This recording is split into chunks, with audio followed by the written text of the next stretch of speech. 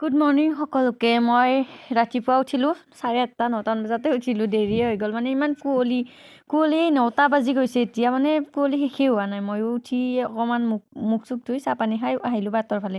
দেখিলোঁ ইমান মানুহ, মই ভাবিলোঁ কিনো হৈ আছে, দেখিলোঁ যে ৰাস্তাৰ কাম চলি আছে, মানে ৰাস্তাৰ নতুনকৈ হ'ব, চিচি ব্লক দিব। তো তাৰপিছত আৰু দেউতাই ক'লে মাছ মাৰোঁগৈ ব'ল বুলি।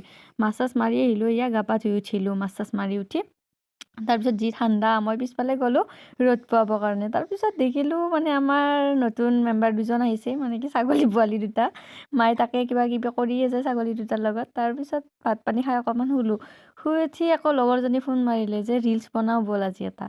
তাকে বোলো ৰিলচ বনাবলৈ কাপোৰ কানি যোগাৰ কৰি ল'লোঁ। যোগাৰ কৰি লৈ মানে ৰেডি হৈয়ে গ'লোঁ আৰু আমি। তাৰপিছত আহিলে দুজনী, আমাক মানে ৰিলচ বনাই দিবলৈ দুজনী।